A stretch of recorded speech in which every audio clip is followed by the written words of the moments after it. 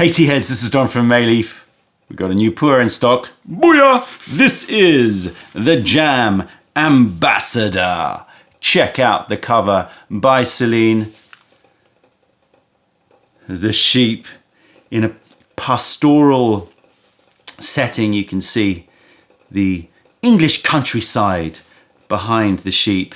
And the sheep is not just a jam seller at a country stall, country market. The sheep is actually the jam ambassador. And you can see that the label of the jam there is the Jam Ambassador branding. So not just a seller, not just a producer, but somebody who really has dedicated his life to the jam. The Jam Ambassador, spreading jam love around the world, whatever that means. So this is our new Gushu Sheng PuErh. This is from a 2022 harvest, spring 2022 harvest. This is a blend of Jingmai and Bada, both from Xishuangbanna. Well, Jingmai is sort of on the cusp of Xishuangbanna and PuErh region of Yunnan, but let's just say that it's just falls within the Xishuangbanna area. So Bada Mountain and Jingmai are relatively close together, but have quite different characteristics. And the Maochas that we tasted a year ago, we really felt that they worked very well together. The Bada brings a certain fruitiness, a certain creaminess, and a little level of bitterness in there. And the Jingmai is super aromatic and zesty and bright, and the two work, we felt, really well together. And of course we felt at the time that the combination was an incredible jammy concoction with some of the bitter notes of a marmalade, but lots and lots of stewed down sugary fruits. And so Celine came up with this beautiful cover, Jam Ambassador. Let's dive in. So I've done the scope really. The only thing to say is elevation of these mountains is between 1,400 and 1,500 meters. Take a look at these leaves. Ooh, didn't trim the Neife. I will talk to the printers about that. It's these little details that, that you've always got to keep your eye on. So take a look at this cake. A lovely mix of Xishuangbanna material, the silvery buds, the dark leaves moving to prune colored leaves. The loose tea was stored for about 9 months, 10 months before pressing. And so there's going to be a little bit more of an aged taste, and the aging is going to be slightly different to if you pressed it fresh. This is something that we actually really enjoy doing, as you've probably worked out by now, while all other sellers are knocking out the 2023 harvest, because I'm speaking to you from the end of June 2023. They're all pushing out the 2023 harvest. We like to sit back and, for the most part, apart from Young Gushu and some other PuErhs, we like to hold back a little bit and allow a little bit more maturation to happen. So here is the Jam Ambassador, lovely looking leaf, still looks like a young PuErh, but with a little added, oomph of darkness to it, which is all going to contribute to that jammy nature. Hopefully, I've built up the jamminess of this tea, but I haven't tried it yet, so let's see. Although I'm relatively confident. As I get older and I've pressed more cakes, I start to be a little bit more relaxed in these sessions, because it's very rare that the tasting notes go too far awry. So Cultivars Dayajong variety. The blend, as I said, is Bada Mountain and Jingmai Mountain. Estimated age of tea trees around 200, 250-year-old tea trees. So nicely in the Gushu range. Right, I've got my Temple Guy 1. And I'm gonna try and eyeball, let's say 7, 8 grams. I reckon this is just about 8. 7.7. There you go, 8 grams, 8.2. Let's put this away over here. Let's get another cake out as we do so that you can see the cover. Show it to you one more time. I love the character in this sheep's face. And you can see all of those lovely conserves and jams. The jam ambassador. Okay. As we've said, the leaves are a beautiful mix of buds. Up to third leaf. Processing will be very similar for these two mountains. So it will be the picking, withering, shaching over wood-fired big woks, rolling, resting, sun drying. Very, very simple. Essentially a green tea from these two areas. Why do I have another scoop? Just so that you can see it. All right, we'll do that.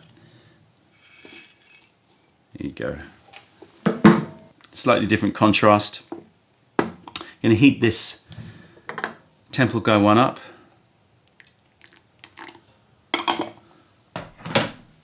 And get stuck in to the Jam Ambassador. Has it been a while since we've ordered from Jingmai? It's been a while, I think.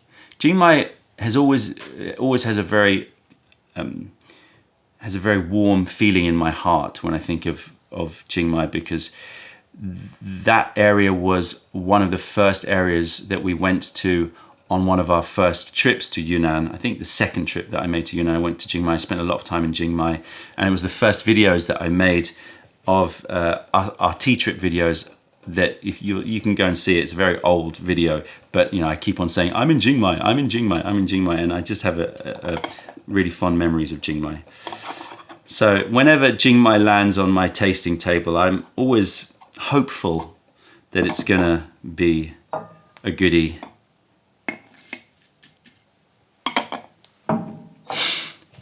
Jam Ambassador. Here we go. Ooh, okay.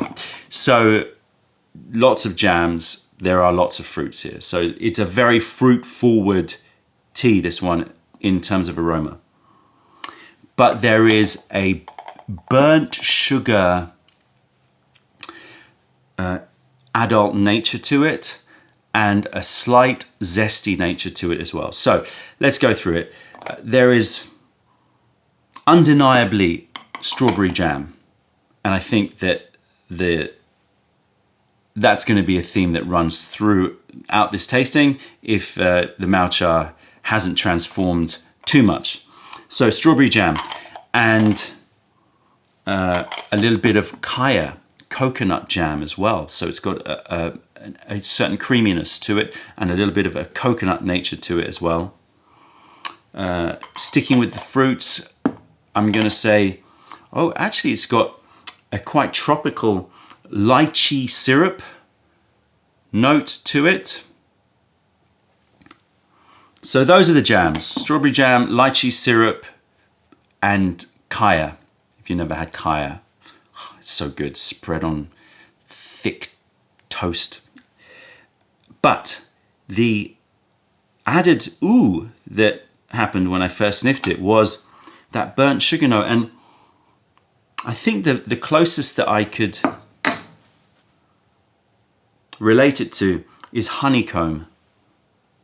Honeycomb, not honeycomb as in raw honey, but honeycomb as in candy. If you mix sugar with bicarb, I think, bicarbonate of soda, and you cook down the sugar so it's got that cooked down slightly, just on the edge of burning, but not quite, so you get a little bit of bitterness, and then you froth it up. If you've ever made honeycomb, then you will know what I mean. That honeycomb is great. It works super well with the smell of the jams. As I said, just lends a little adult nature to everything. Don't have any tea pets. Very, very quick session because I have to actually shoot off after this for a tea after dark gathering at the tea house. We're doing a lock-in tonight, so we're going to be tasting loads of teas and just hanging out. And I'm going to be bringing some jam ambassador for everybody to try. Okay, here we go. Smell of wet leaf. Oh, jam central, jam central. So strawberry jam. And I could throw in other fruits as well. There's a bit of cherry jam as well, but it's the strawberry jam that is front and center. But then there's a zestiness that I was picking up before, which I'll associate with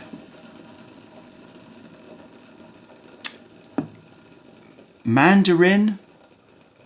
No, I'm going to say it's even more fragrant. It's like a combination between mandarins and limes. So that brings me into the calamansi territory. So calamansi, is it calamansi lime or calamansi orange? But that combo, that very, very zesty, quite spicy combination of citrus, but with that certain something, that spicy something that calamansi brings, that intensity. There's also some other herbs in here. I'm going to go with thyme and bay leaves. That could work actually quite well together. Strawberry and bay leaves. Strawberry jam and bay leaves.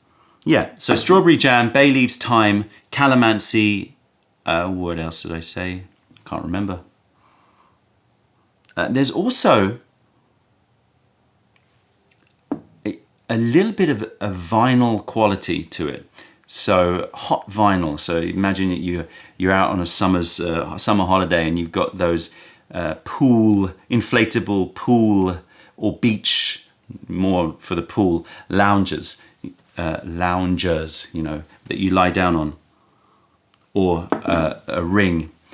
It's got a little bit of a warm vinyl smell to it, of which I'm a big fan. I'm surrounded by vinyl. I love vinyl. So there's an edge to it. There's a certain non-food note edge to it as well. But predominance is strawberries, strawberries, strawberries. Very fitting for this time of year in the UK. It is strawberry season, and we are blessed in the UK with the most amazing strawberries. Been gorging on strawberries, red diamond strawberries, and all these other varieties. Incredible. So very suited, and yeah, it's got that strawberry, some fresh, but also very cooked down, very concentrated. All right, let's take a little look at this liquor. Get that in the shot here.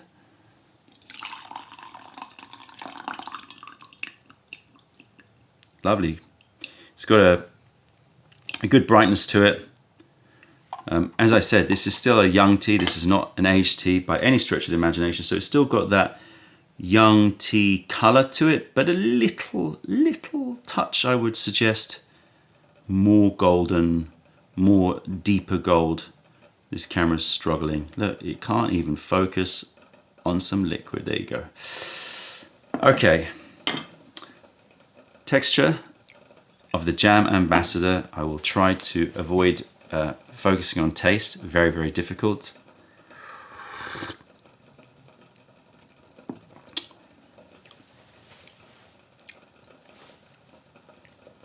Soft, oily, vaporous. Vaporous. Very vaporous. An interesting texture because it's very soft, oily, and thick. And then when you swallow, you get a vaporous quality, which is not,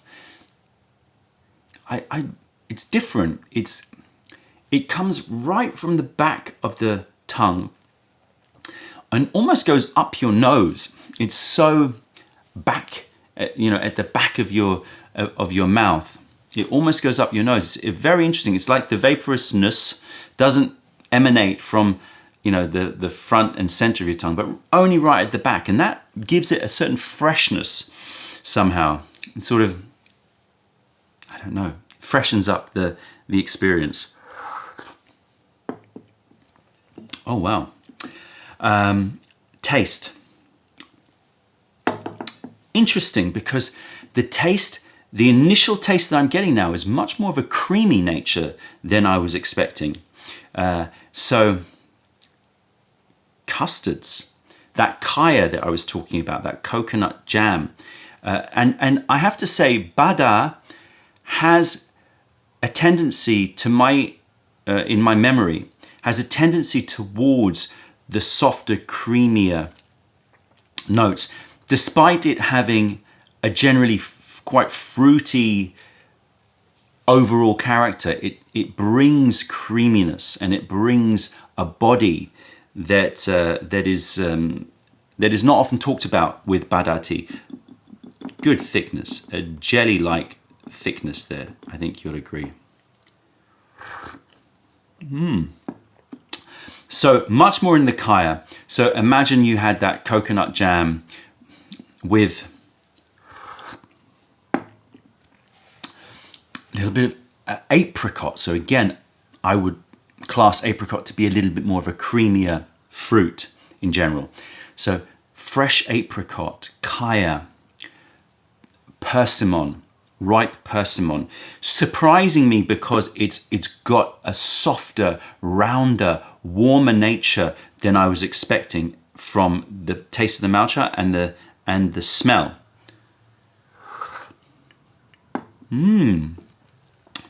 Apricot, but not even apricot jam, like fresh apricot. There's a slight marmalade bitterness that I was hoping for, because that is that bada can bring that element of just a bitter note, but it's very much associated to a very light I want to say kumquat marmalade. Not that I've ever had kumquat marmalade, but it's not as strong as like an orange marmalade. It's lighter than that and a bit more tropical. But I'm not getting so much in the taste. In the aftertaste we'll talk about later, I'm not getting so much of the strawberry jam, interestingly. I'm getting that honeycomb, we could say like burnt sugar or molasses. So the other notes are there, and in the aftertaste there is a lot of strawberry, but we'll talk about the aftertaste later. Let's brew this up again. This is actually interesting. First sip for me, first infusion. Just as I said, I'm never worried about tasting the matcha. Not that this was disappointing. It was just a very interesting shift and different from the aromatics and different from my memory of the matcha.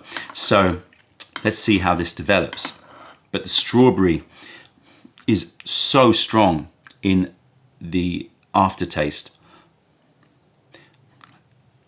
Macerated, cooked down strawberries, overripe strawberries in the mouth.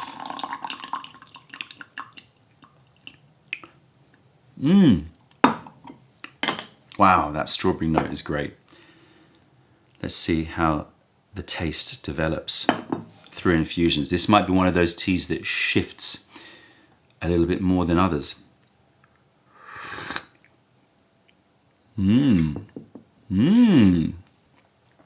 More zestiness. I would even put it under the sherbet or ascorbic acid, that sort of zinginess, not acidity, not sourness, but that zinginess in the freshness, in the aftertaste, and just that feeling on the tongue.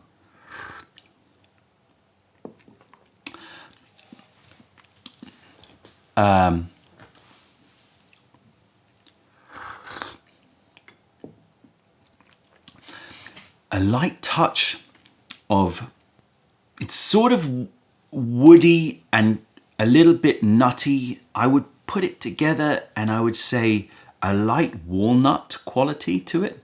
Like just fresh walnuts in there as well. Again, surprising me. So apricots, walnuts, persimmon, that burnt sugar, molasses.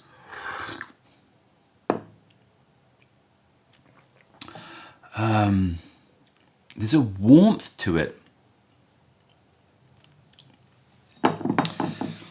It's very, very intriguing how this tea is developing. And one of the great things about blending teas, because this, as we know, is a blend between Bada and Jingmai, is that you're adding an extra level of complexity to the tea, because whilst the tea trees in Jingmai are going to be varied, so just by picking lots of trees, you've got variation. By moving location, as I said, not too far, but you're still moving location to a different mountain, you're getting a whole other array. So you've got more complexity, and that can have a tendency to make a tea which shifts more during infusions, because you've got many more different characters that are trying to show themselves, and they'll extract at slightly different rates as well. Wow. Little floral coming through, but again, tropical, a little bit watery, bright. Frangipan flowers would be my closest guess. Slightly soapy, yeah, refreshing. So this has definitely moved more tropical than the pastoral scene that we've painted here, which was very much British countryside jams and marmalades. But again, I have to say that aftertaste is the marmalade, the kumquat marmalade, and jam. Jammy, jammy, jammy. Strawberry jam. So it is there, but more in the aftertaste. In the mouth, it has a warmth and a rounded nature, which is so lovely. There's some dates in there. That rounded nature, it's just sweet and rounded and warm. Yeah, dates, dried dates. And that bitterness in the mouth is great as well. It just stays on the back of the tongue for 5-6 seconds, and then shifts to a strawberry and marmalade, like possibly even grapefruit sweetness to it. Beautiful. All right, I'm gonna go through another few infusions, and I'll come back and I'll see how this tea has shifted and the body sensation. I don't normally do this when I'm shooting videos, but I'm on my 12th infusion. Normally I only drink about 5 or 6, but this tea has really a wonderful journey to it. Not that it shifts in wildly different ways, but the fruits evolve in it. And the fruits that have sort of shown themselves are white grapes, those apricots, peaches, and peaches when you get close to the pip, the stone fruit. When you get close to the stone, it just becomes a little bit more herbal, a little bit more complicated than straight peach note. In a weird way, and it's probably pushing it a bit too far, so I don't want to give the wrong impression, but this tea reminds me of a Dansong oolong in that stone fruit, little bit of resinous spice and that bitter edge, that combination that is so revered with Dansong teas. It has a slight Dansong character to it, which is odd. I've never experienced that in a tea. This tea has surprised me. Again, you should never say anything like, oh, I'm not worried that it's going to change, because this is different from how I remember the Moucha, and I love it. It does have the strawberry, but the strawberry is, as I said, in the finish and much more in the aroma of the dry and the wet leaf. The transformation that the Moucha has made through its journey over the last year it's actually remarkably become more tropical and more stone fruit. which is really, really fascinating.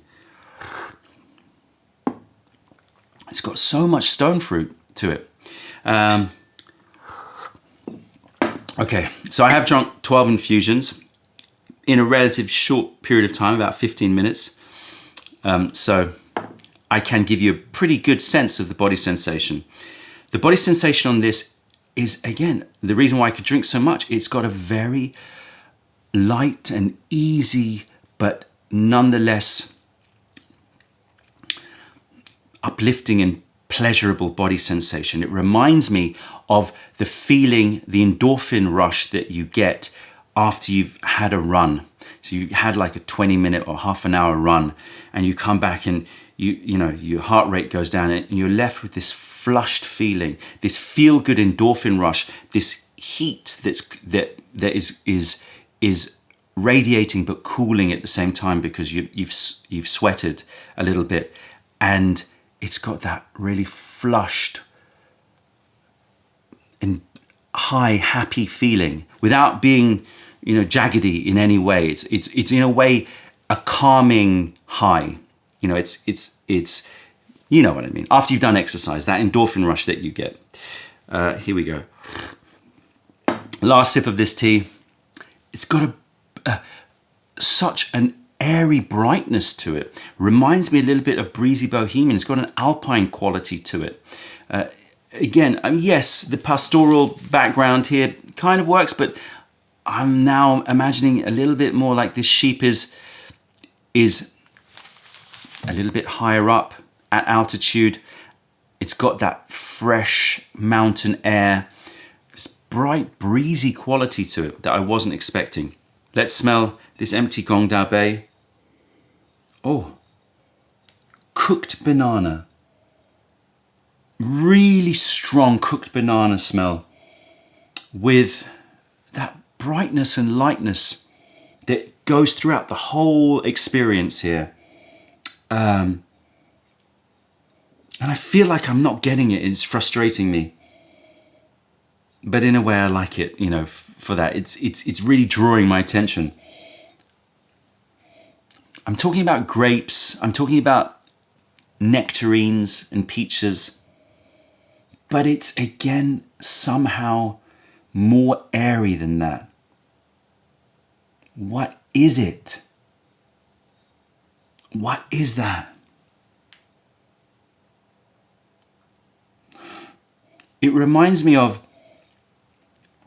if you've ever had Starburst, those candies, and you get a grapefruit one, or maybe, I was going to say melon, but it's sort of like a mishmash of, take some light honeydew melons, a bit of grapefruit, a bit of peach and a bit of grapes, and you mix it all together and make this light candy out of it. That's what I'm getting. I'm struggling to find a single note. In a way, it's been made into this blend, this jam, this, you know, combination of fruits. An addictive smell, warm and fudgy in that cooked banana, but then bright and airy at the same time. This tea has surprised me. It's definitely different from what I expected. Wow. Yeah. The Jam Ambassador. I feel like I'm just getting to know this tea. Check out the notes on the website. The brightness and the airiness that it's giving me, that endorphin rush high, that feeling, it's starting to get a little bit more, you know, in the clouds. I feel like I'm rising up into the mountains as I drink this tea. Check out the website, because I have a feeling I've got a lot more to say about this tea online. I feel like I'm just scratching the surface, and I love that about this tea. That's always a good sign. The Jam Ambassador, an absolutely fascinating tea. I hope that if you pick it up, you enjoy the journey as much as I have today. That's it, tea heads. Check it out. Sorry. It's strawberry and melon. You take fresh strawberries and bright honeydew melon, and you mash them together, and it creates this crazy combination of a bit of stone fruit and a bit of that green grapes, strawberry and melon. That's, I think, the closest that I can bring this experience to. Anyway, I'm going to keep experiencing it. I hope that you enjoy the journey of this tea as much as I have. That's it, tea heads. Check out other videos. Taste our teas wherever you are in the world by browsing mayleaf.com, and come visit us if you're ever in London. Other than that, I'm Don from Mayleaf. Thank you for being a part of the revelation of true tea. Stay away from those tea bags. Keep drinking the fascinating stuff and spread the word, because nobody deserves bad tea. Bye. Strawberry and melon.